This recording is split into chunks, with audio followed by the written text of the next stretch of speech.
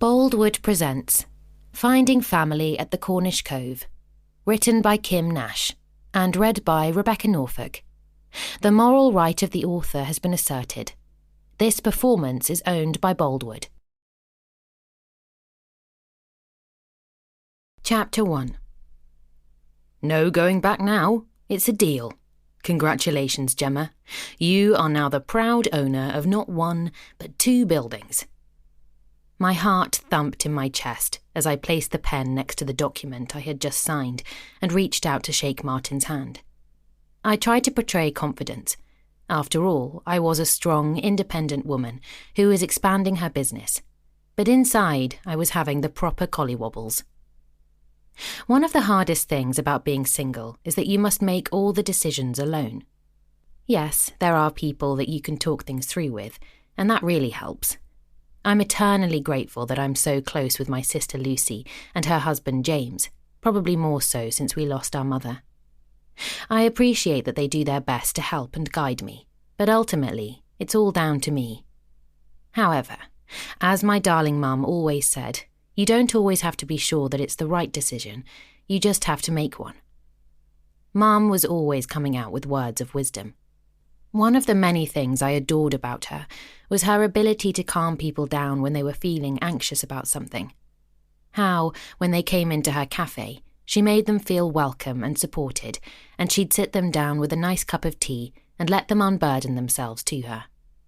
They always seemed to leave the café with their heads higher and their shoulders straighter.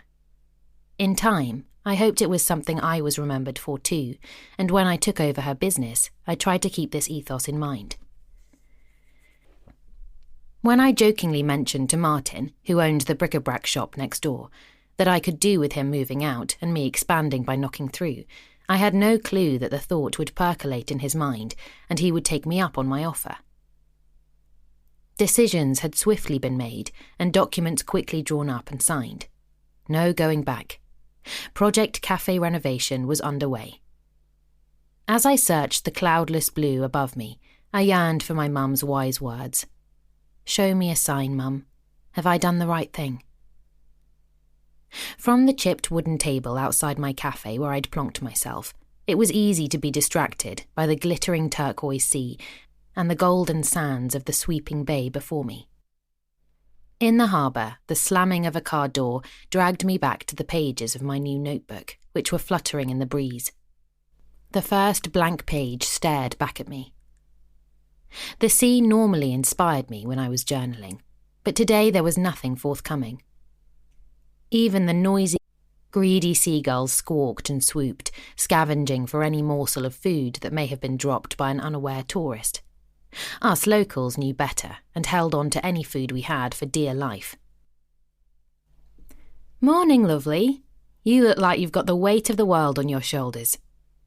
Squinting, I held my hand to my brow to shade from the sun, to see Meredith before me, being yanked about by her puppy Alice, who clearly didn't want to be standing still.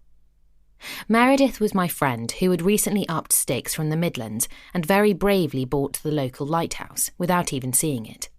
However, with help from Clem, the local handyman and someone we grew up with, it had been transformed into one of the most stunning homes in the whole of Driftwood Bay. They had also had the bonus of falling in love while they were working together and were now a couple. Hey, you two, which one of you is taking the other on a walk? I leaned across to give Alice a rub of the head, which she pushed into my hand, loving every moment. Meredith smiled, but then her brow furrowed. Gemma, is everything okay?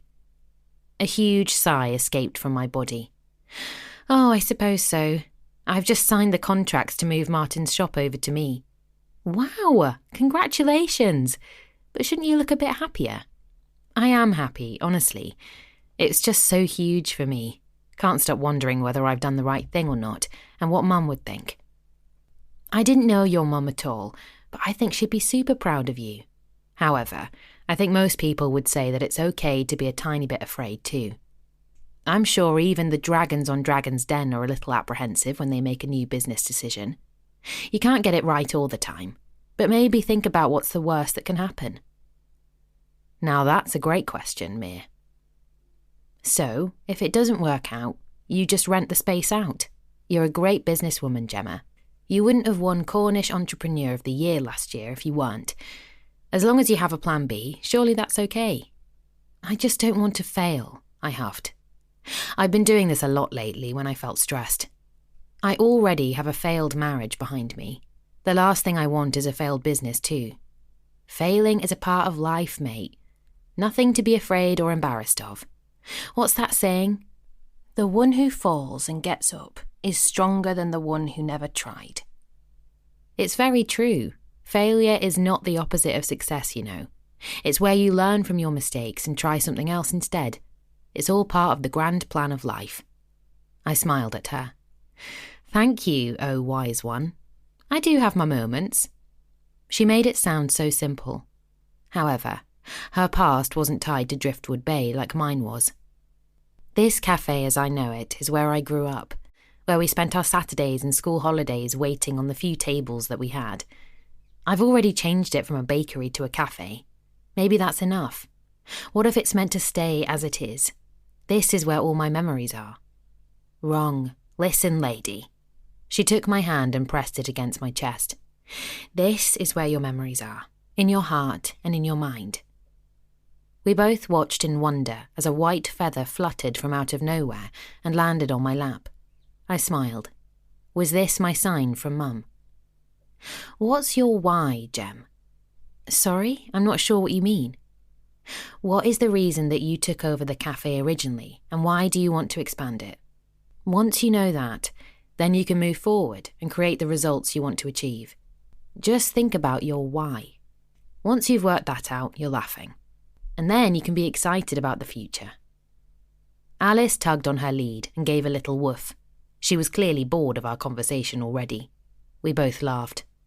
Yes, Alice, we know that your why is that you love the beach. If you fancy a drink and a chat in the pub later to continue this conversation, Gem, let me know.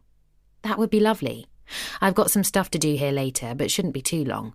I'll work out what time and text you. Why was I doing the expansion? To keep Mum's memory alive? It couldn't be that, or I wouldn't want it to change. Was it because I felt like I had something to prove? My heart started to beat a little faster. Maybe I was getting closer to the truth. But who was I trying to prove it to? Now I had another thing to ponder instead of worrying about whether it was the right thing. Now I was worrying about finding out why it was the right thing. Hey, Gem, is the deed done? I nodded. Lucy is my big sister. She's also my very best friend.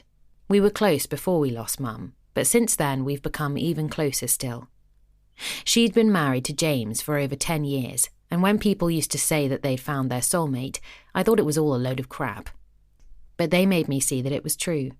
They were perfect for each other in every way, and I envied their lives. James worked on the fishing trawlers, and Lucy ran their boutique bed and breakfast, which overlooked the beach. It used to belong to our auntie, and Lucy had loved it since she was a little girl. She always said that when she grew up, she was going to buy it. And she did. Lucy threw her arms around me and danced up and down. I laughed at her enthusiasm. Oh, I'm so proud of you. How blooming exciting. We must celebrate. Tonight. Let's go to the pub. This deserves champagne. Calm down. I've already arranged to go to the pub with Meredith tonight, so do come along. The more the merrier. I'm still freaking out about it all, to be honest. Oh, love, why? If she wanted to expand, wouldn't she have done it years ago? Oh, Gemma, come on now. Mum was a single mother with 2 young daughters, and one of them was really needy. She winked at me. Don't put yourself down, sis. Ha, you're so funny. I'm surprised she had time to go to work at all, let alone run a successful business. I think her circumstances were a little different to yours. Thanks for reminding me. Sorry, love. You know I don't mean it like that. What I'm saying is that you have been given a huge opportunity here. One that you said you'd love to explore, and one that you've been brave enough to go ahead with. Don't spoil it by worrying about it so much that it consumes you.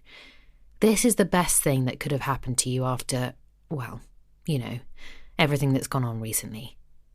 It just feels huge, Luce. My sister rubbed my back. I know it does, but we're here for you. James and I will help you as much as we can. In the times that the B&B isn't busy, I can come over and help you. It'll be like old times." I smiled at her. "It will. But is there ever a time that you're not busy?" The B&B had been going from strength to strength. Someone who was very high up in the Cornish tourist board had a relative who had been to stay, who just happened to be a travel writer, and it had been featured in a local magazine as highly recommended, one of the most relaxing, warm and inviting B&Bs in Cornwall. They also achieved the highest rating from the board possible. The number of visitors to our little seaside village had increased and local businesses were thriving, although now, after a busy summer, it was starting to slow down. The B&B's Instagram page had a huge following, and thanks to James and his early morning photography skills, they had a waiting list for cancellations. Lucy is never not busy. "Well, we'll get you some more help. Advertise for staff. There must be some teenagers keen to find a job after school. They can get involved with the social media side of things as well. You always say you don't have time, and maybe you could get someone who knows what they're doing." I raised my eyebrows and she grinned. "I pretend I'm crap at it so I don't have to do it, and James thinks he's an expert, so I'm happy to let him crack on. Just maybe don't tell him." She always makes me smile, and in that moment I felt like I could take on the world. Made me think that anything was possible. She'd been my rock over the last few years, and I don't know how I'd have coped without her. When Lucy left, I headed to the kitchen, my safe haven. Cooking allowed me to temporarily forget that my life had changed so much, so quickly, and that I'd made the biggest business decision I'd ever made. When I baked, I could forget everything else that was going on in the world. It soothed my soul and made me feel I didn't have to worry about a thing. I glanced at my watch. That should give me plenty of time to get a huge batch of cooking done, load the car, and deliver it to Truro, getting back without anyone noticing that I had disappeared. I wasn't ready to explain this situation yet, and maybe I never would be. Best crack on. Chapter 2. It had been a late night. Plenty of champagne had been drunk in the Harbourside Hotel, though Lucy remained remarkably sober as she was on antibiotics for a water infection, which she told me before we got to the pub. She didn't want to broadcast it to everyone, so ended up nursing a glass that sat in front of her for most of the night. James, in his tipsy state, insisted on saying a few words about how proud he was of me, with my exciting new venture ahead. That was lovely of him, and so typical of what a truly decent bloke he was. Along with Meredith and Clem's enthusiasm, I felt like I could finally be swept up in their excitement, something I hadn't allowed myself to feel up to that point. Maybe it would be okay after all. The following morning, as I lay in bed, looking out of the window of my flat above the café, there was definitely a little flutter of something deep inside me that made me want to get out of bed and make plans. Clem had mentioned that he'd met someone who worked at the fire service who had recently moved into the area. This person's role was to do risk assessments of buildings, etc. And Clem thought he might be able to guide me in the right direction for fire regulations. He'd given me his number, so that seemed like an easy first job to tick off my list. While I was waiting for him to return my call, I thought back to Mum and why she set up the business in the first place. It was originally a bakery, and then she expanded so that people could sit in. A memory came flooding back of when she'd sat me and Lucy down and said she was making it into a café, not just for her, but for the community. A place for people to come together, to chat, to heal, to make friends, to bond. This was why I loved baking and cooking too, for others. I wondered if that was what Meredith meant about finding my why. Maybe I did know what it was after all. My mobile rang. "Hi, this is Fire Safety Officer Adams from the Cornwall Fire Service. I believe you wanted some advice about building regulations. I'm in your neighbourhood tomorrow and wondered if you might be around." Very efficient and even a little abrupt. No messing around with niceties for this man. But great that he was able to pop in so quickly. "I'm around all day from 7 in the morning until the café closes at 5, although I'll still be around in the back if it's after then." "It might be around then, to be honest. Is that too late for you?" "It'll be perfect, thank you." "Great." As the call disconnected, without even a good... He didn't mention his first name. I hadn't a clue how to address someone from the fire service. Officer Adams or something like that, maybe? Not something I'd ever thought about before. When he called by, I'd have to remember to ask him. I always started my days sitting on the window seat of my lounge, taking some time to drink my morning coffee while thanking my blessings for the view before me.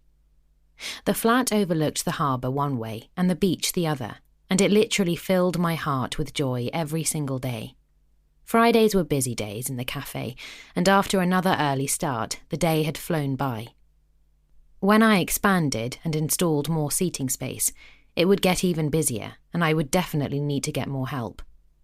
Last year, I had a young girl helping out during the school holidays, while her parents spent the summer here in their lodge. She'd gone home after summer had ended, and I'd managed mainly on my own since, with my only other member of staff, Pat, even though we were both run ragged. And even though she was great for her 65 years, she wasn't getting any younger, and she'd recently started to look a little tired. Not surprising, though, because when she wasn't working in the cafe, she was on granny duty. Lucy was right. I really did need to get some more permanent help. I honestly didn't know how Mum had managed, although I suppose she had me and Lucy to call on when she needed extra hands. Whoever thought having your own business was easy needed a reality check. When that closed sign goes up on the door, it doesn't mean it's the end of the day. It just means that you stop being front of house. You are then every other department: finance, marketing, PR, social media, and because you don't get time in the day, that's when all that side of the business work happens. That's why I would fall into bed most nights after only reading a page of a book. Reading was something I used to love doing, and it was the one thing that had really gone by the wayside over the last couple of years. I'd like to have remedied that, but was normally just so tired at night that I struggled to stay awake. As I was pondering the idea of maybe putting the feelers out to see whether anyone might be interested in us having a book club in the cafe when there was more room, there was a knock on the door. Fumbling with the lock, I could see that the person stood outside was on the phone. He did a kind of acknowledgement wave and hovered with his back to me, and I couldn't help but overhear a very heated conversation where he sounded very much like he was being a total control freak. Still on the phone, he walked in and stood inside the entrance looking around. I didn't know whether I should stay or go, but decided that I should probably go and wait behind the counter, leaving him to his heated call. The timer sounded on the oven, and I removed the batch of scones I'd not long made. You can't just go off when you feel like it without telling me. Honestly, you need to think about... We'll discuss this later. I have to go. I'll be home after this last call. Make sure you were there, please. Crikey, he sounds like a bundle of fun. I wouldn't want to be his partner. He sounded like a controlling narcissist. No, thank you. Sometimes I was grateful that I was single, even though the circumstances around why I was weren't of my own choice. There had been times in the last couple of years when I'd felt lonelier than I'd ever felt before in my life, even though I had friends and family nearby. Frowning as he ended the call, he strode across the room and stuck his hand out, introducing himself with his full title as Fire Safety Officer Adams, a bit of a mouthful in his own words. He apologised for being on the phone when he arrived and asked if he could have a walk round, which I of course agreed to. While I was making a drink, it gave me time to study him surreptitiously. Still frowning, he made some notes in a little book and stuck the pen behind his ear. When he'd finished, he broke into a smile and came back to the counter. Talk about a face changing when it smiled. When his eyebrows weren't furrowed together, he was incredibly handsome, and as I looked up into big, beautiful brown eyes, my tummy gave a little flip. I clearly needed to get out more and meet more people. This was the first new male I'd come across in months, and he was having this effect on me just because he was tall, dark, handsome, and beardy. I do love a beardy man. I invited him over to one of the tables, and he pulled out a chair, sighing loudly. He sat down and took a sip from the mug I had placed before him, along with a plate on which there was a warm scone with clotted cream and jam. You sound like you need that. Sorry, it's nothing stronger. You have no idea. And I think if you gave me something stronger right now, I might not stop. Also, I've not eaten a thing all day. I could eat a scabby horse. Well, I don't have one of those, but hopefully the scone will help a little. Thank you. I'm bloody starving. Such a busy day. And that's before I've got home and sorted out lots there too. We've just moved into the area and we're still unpacking. I thought moving to Driftwood Bay would be the end of our troubles, not give a whole new lot to wade through. He let out another huge sigh and looked quite deflated. Sorry, I'm not sure what made me blurt all of that out. I haven't given you a very good impression so far, have I? Can we start again? God, this is delicious, by the way. There was that smile again. Wowzers. Now, tell me about your plans for the business, and do you have the keys for the building next door? I'd love to take a look around if that's possible. He was incredibly knowledgeable and very helpful, giving me lots of things to add to my project list to make sure that everything would meet the required regulations. As he stood up to leave, I waved a hand and said it was my pleasure. When he reached the door, I remembered a question I had for him. Oh, what do I call you? Fire Safety Officer Adams? Well, they call me Adams at the station, but you can just call me Jude if you like. Jude, nice name. I thanked him for his help, but he left without saying goodbye once again. I stood at the door, twiddling the business card he'd given me in my fingers, and wondered about the mystery lady he had been talking to when he arrived. If his good looks were anything to go by, I'd imagined she was his gorgeous wife. As I watched him walk up Driftwood Bay High Street, I couldn't help but think that if his body looked that fit with his clothes on, imagine what he looked like without. I honestly did not know where that thought came from. I'd sworn off men since Lucas and I had split up. Well, since he left me for another woman, which was a different thing. And this was the first time that I'd felt anything resembling attraction to someone else. A little woof alerted me to the fact that I had company, Meredith and Alice, who were out on a walk around the harbour. Who's that hottie you've just let out of the café, Gem? Have you been having hot to rampant afternoon sex with a man without telling me? Your new BFF?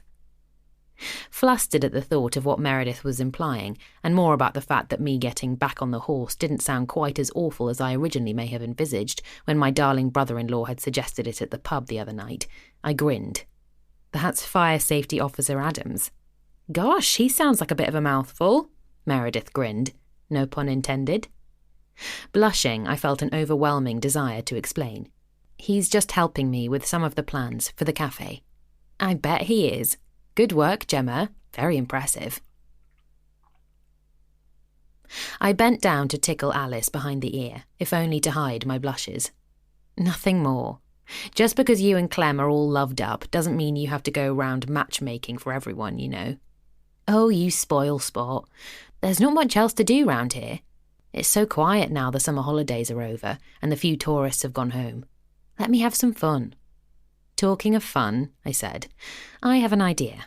You got time for a cuppa and a scone while I throw an idea at you? They're still warm. I've always got time for a cuppa and a scone with you, my friend. You only want me for my baking, Meredith Robinson. Too right. The cheek of it, I laughed. Go and grab a seat out the back and I'll bring everything out. May as well make the most of the end of a lovely sunny day, even if it's starting to get a little cooler in the evenings now. Through French doors, off the corridor to the bathroom, there was a quaint little courtyard garden in which I had carefully chosen hardy rattan furniture. Tall palm plants in colourful pots sat in the corners, and on the back wall there was a long ceramic trough with fragrant lights. I always made sure that the string lights were lit from dusk onwards. It was a gorgeous space, and when needed in the colder months, the heat from 2 large patio heaters made it look and feel cosy. Now that time of year was getting closer, people could still enjoy the crisp, sunny, fresh days if they didn't want to sit in the less sheltered patio area at the front of the building. We whiled away a very pleasant hour, coming up with a plan for how we could start our very own Driftwood Bay book club. I was pretty pleased that I had managed to avoid any further questions about Fire Safety Officer Adams, who was still, for some reason, on my mind. Chapter 3. In my head, the renovation project seemed massive. Clem was an absolute superstar, and not only did he offer to do a lot of the physical work, but he'd also offered to manage the whole project for me. I was so pleased because I couldn't work out how I was going to get everything done, while keeping the cafe open and running for as long as we physically could, before shutting totally for the final couple of weeks. A lot of the work would be happening next door to start with. Martin's shop was huge when empty, and as I stood at the door with Clem, I was wondering where the hell we were going to start, and what the hell I'd ever made this decision for. I let out a huge sigh, and my shoulders dropped. Don't look so worried, Gemma. Just keep thinking of how it will be in the end. Just keep visualising how you want it to be. I always tell my customers to think about what it will look like when all the work is finished. Have you done a mood board or anything to keep you going? I raised my eyebrows. I didn't think Clem was the sort of person who went for mood boards, and I was quietly impressed. I hadn't shared mine with anyone, thinking that everyone might think I was quite mad. You have, haven't you? He grinned at me. You've got to share it with me. I am your project manager after all. I need to know your innermost thoughts and desires, you know. At that precise moment, Jude walked past the entrance. Clem clicked his fingers. And back in the room? For the cafe, I meant. Ha, you're funny. That's exactly what I was thinking. Actually, I could do with grabbing Adams. Won't be a sec. Fancy putting the kettle on? You know what us worker types are like for drinking tea. When he returned 2 minutes later, Jude was in tow, and they were discussing the regulations. Jude smiled at me, and I blushed a little as I offered to make him a drink. I went off to make Jude's tea, and when I came back into the building, I could hear them chatting. Honestly, Clem, she's a bloody nightmare. Thinks she can just sit around on her arse all day, with a face on her. I told her that she couldn't keep this sulking up. I know we moved here despite her not wanting to, but I didn't really have a choice in the matter. She just needs to suck it up, and not sure how you're going to turn things around, to be honest. Maybe just giving her a bit of time will work wonders. When she meets some of the locals and makes friends, it might all feel different for her. We're all very nice, you know. Hearing Jude talk about his wife or girlfriend in this way was awful. He didn't seem to be very nice about her at all. He'd spoken to her dreadfully that first time I'd met him, and now he wasn't being pleasant about her again.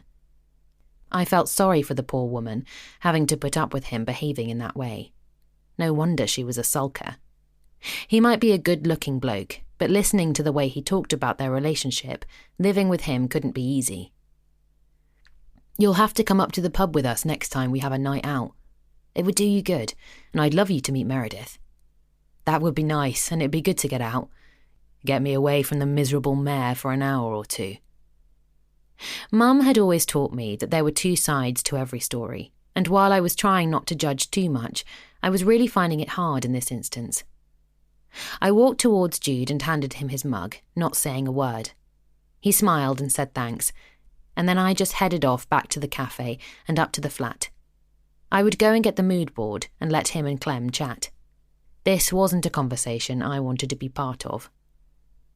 When we were kids, we lived in Bayview Cottage, situated at the top of the hill, away from the cafe, as Mum didn't want to be on site.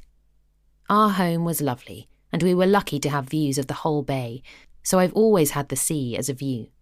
I couldn't imagine life without it.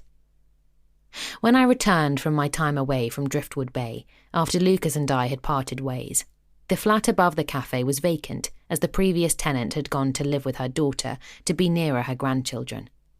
I decided that I would move in temporarily while looking around for something suitable. I had forgotten what a lovely place it was. I couldn't bear to be in Mum's house after she'd gone. Some time later, when Meredith's mother had decided she wanted to live in Driftwood Bay permanently, she had fallen in love with it and rented it from us. Lucy and I were delighted that the house was lived in again by someone who loved it as much as we had, but more importantly, as much as Mum had. The flat had needed modernising to bring it up to spec, but with Clem's handiwork, Meredith's interior design eye, and me making it loved and lived in, it was now amazing. The light was glorious, flooding into the lounge, and as it was on a corner, it was perfectly situated for both sunrises and sunsets. I often sat with an early morning coffee or a late evening glass of Pinot Grigio, thinking how lucky I was to be in a place like this. The view from my window made my heart happy. My mood board was on the dining room table, propped against the wall. I hoped Clem liked my concepts, and Meredith had said that he was a whiz at coming up with ideas as he worked. And Meredith was going to help too. Her interior design and upholstery business was thriving.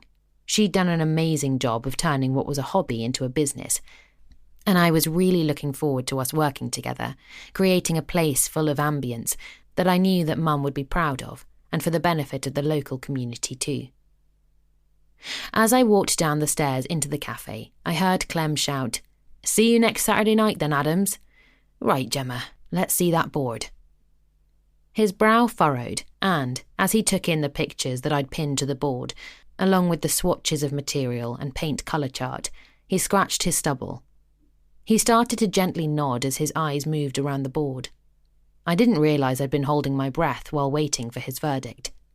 His opinion was incredibly important to me. "Nice, very nice. I think this will work well.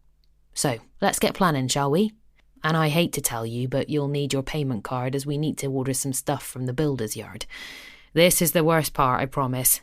Or when we knock through from one building to the next might be the worst part. Certainly the dustiest. But let's not worry about that at this point."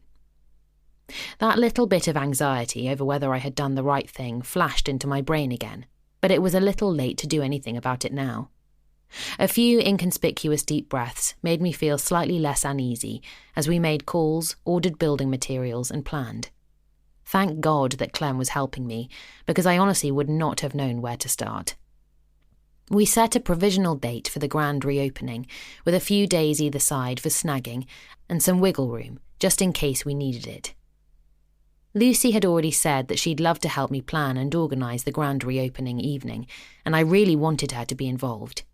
We'd arranged to get together over at the B&B later in the week, and I was really looking forward to it. My sister is my best friend. We are incredibly lucky to be so close. I know not all families are. And she'd been so good to me with her constant love and support since I'd come back to the area. James and she had never once made me feel like a spare part, and for that I was truly grateful. He was a lovely man, and I couldn't wish for a better brother-in-law. He'd been so understanding when I came back to Driftwood Bay, and Lucy and I had sat up till late at night, mainly with me crying and Lucy helping me to make sense of the world. It had been a terrible time in my life. To come home one day and find that Lucas had left me was awful, but the reason behind it was even worse. Before then, he'd always said my inability to give him a child would never be a deal breaker, that it would never affect our love, and it wouldn't matter to him as long as we were together. He lied, and he broke my heart. James was wonderful, making me feel truly welcome while I was staying at his. He was also great at hugs, particularly those he gave before I left to go to the café each day. I'm sure he was pleased to get his wife back properly once I'd moved into the flat, although he never made me feel that way. The café meant such a lot to Lucy and me. Our memories were there. It was Mum's world, so our hearts were enormously invested. I wanted the new business to be something that she would have been proud of, and it was so important to me that she approved of everything that I'd done. Lucy and I had talked briefly about the launch, but it all needed ironing out and confirming. One of the first things I needed to do was to advertise for a permanent member of staff. There was no way, with the new extended opening hours, that I could cope with doing all day and all evening. I knew I needed to put a notice up in the local mini-market and generally put the word out. But it was hard to trust your business to someone else. You wanted someone to love it as much as you did. Yet some people just wanted to come to work, get paid, and then go home. They weren't wrong. They were just different to me. This was my own business, and because of everything that went with it, it was incredibly precious. I needed to pick my staff wisely. Writing a job advertisement was harder than I thought it would be. Esther, the previous tenant of the upstairs flat, had always helped Mum out in the café in the past when we needed help. The money always came in handy for her, and as she was only ever upstairs, we could call on her when in need of that extra pair of hands when we weren't expecting it. Finding Pat had been a gift. She'd worked in one of the hotels out of town, but it had closed down, and she decided that she didn't want anything full-time to replace it. So she helped out when she could. But now it was definitely time to have another someone. Maybe a teenager, as Lucy had suggested, who was looking for some extra hours after school. The local comprehensive closed at 3 o'clock each day, and there were always kids in the café or milling around on the beach. A bit different to my day, when I was pretty sure we were at school until at least 3:30. Kids these days don't realise how lucky they are. Although, in fairness, I'm glad I didn't grow up in a time where everyone lives their lives on social media. Talking of which, resurrecting my social media profiles was a priority too. It was something that Lucy was always on at me to do. I just didn't have the time or the energy when I finished work for the night, but I also knew how important and useful it would be for the business. The renovations might be of interest too. People seem to like before and after images. I might even manage to find a new staff member that way. If people could share that I was looking, maybe that could help. As my dear mum used to say, I just had to hold a little hope in my heart. Hope that the universe would give me a little helping hand and that the right person would come along at just the right time. Nearly a whole week had flown by and we were at the Harbourside Hotel for dinner. Luckily, all the guests at the B&B were out for the evening at a wedding, so Lucy and James were able to take a well-deserved Saturday night off, which they'd not been able to do for a while. And Meredith and Clem had also joined us. The thing I loved most when I went out with these two couples was that the women sat in one group and the men sat separately, which made it less obvious that I wasn't part of a couple. I was never made to feel the odd one out. It was always just a pleasant night. These days, our nights out often took place at the B&B so that Lucy and James could pop in and out as needed, and rarely were they able to do it together. I didn't think I'd ever seen Lucy so happy as when James dropped a kiss onto her head as he walked by her on his way to the bar. Her eyes followed his every move, and he turned to her and winked. They were a very touchy-feely couple, in a good way. He couldn't walk past her without running a hand over her shoulder or squeezing her hand. It was lovely that they were still very much in love. I was quite envious. Lucy still wasn't drinking, so must still have the infection she'd mentioned last week. With all the excitement of the renovation starting, I hadn't had chance to ask her about it and didn't like to mention it in front of the others. I must remember tomorrow. She clearly wasn't too ill, though. She was looking fabulous.